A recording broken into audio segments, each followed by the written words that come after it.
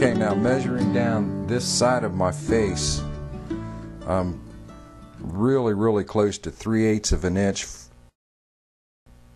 between here and the outside part of the face, and 3/8 down here at the bottom too. So I know this side of the clock is going to be really close to square, a little closer than what happened over on this side. So I want to use this as a reference. You don't want to lay this down on the table with the face down with your movement in there, because you might damage that. So I'm going to set that on the corner of the bench and then put my slat assembly flat up against the back of it, and then I'm going to put a clamp on it, and that's going to make it pretty square with the slat assembly. Okay, I got it clamped on there and eyeballed it, took a few measurements, and what I'm really looking for is for the face to be the same distance on both ends, so when it's mounted I know that this thing's going to be, you know, square and look straight, not be crooked. Loosen up the clamps a little bit and make some adjustments if you have to, but get her clamped down where you want it to be, and then we're going to go to the back side of it and we're going to drill 4 pilot holes in the corners, and then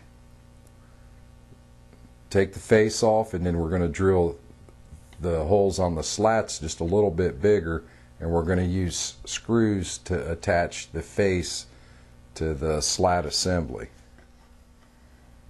And I marked an X to find my centers. I'm going to use a 7/64 inch drill bit for my pilot holes, and I'm using 1.5 inch cabinet screws to attach it with. And then now with the face removed, I'm going to go with a little bit bigger drill bit and drill these through these pilot holes.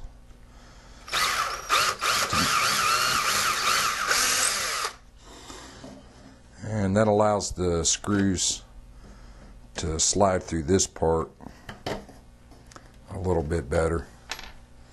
And then I'm going to put a countersink on them.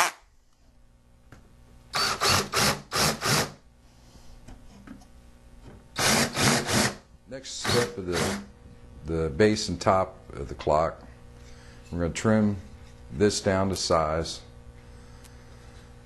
2 1/4 by 10 1/8 long, and this one's already at its size that it should be.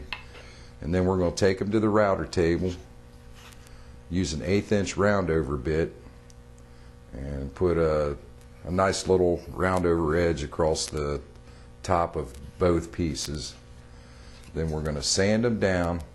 You want to get them sanded down to where you can finish them, and then we're going to glue them together. We'll go ahead and get started. Okay, now match up the pieces that you want to be your tops and your bottoms. I used a little arrow to mark the side that I'm going to be routing on, and I'm going to do the bottoms first. I just want to do the top edge of both of these pieces. And then when I do the top, I'll do the top edge of both of these pieces, and then on this one I'm going to lower the bit and just take a little bit of this edge off of the very top of it.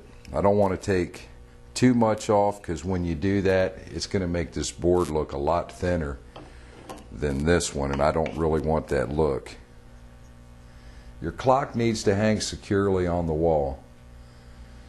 A lot of times when you buy your movement. You're going to get a hanger that comes with it. Sometimes you don't, but if it does, you can take this hanger and modify it a little bit, sandwich it in between your top piece, and it makes a perfect hanger for this clock. Let me show you how I did that. This is the part of the hanger that I'm after, so I'm going to cut it off right here and then grind it down to where I've got a nice smooth edge across the back side of it.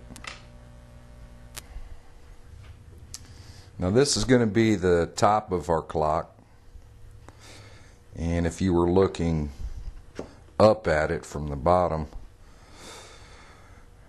this piece or hanger is going to be sandwiched in between those two pieces. We want it to stick out about 1/4 of an inch. So what we need to do with this piece right here, we line everything up, make our marks, and then we're going to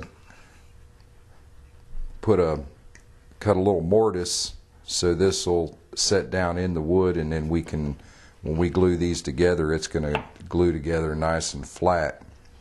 We're also going to drill a hole right here close to the edge where we're going to put a 1/2-inch screw up in there to help secure it.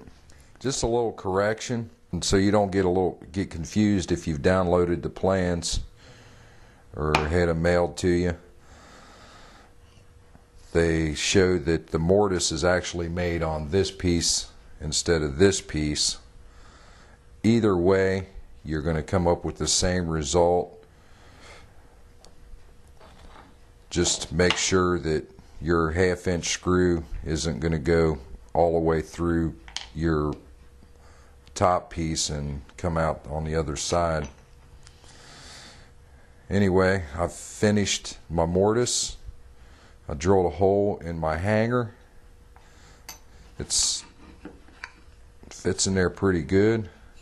Then I'm going to screw this down like that, and at this point you want to do all your finished sanding on all 4 pieces and then glue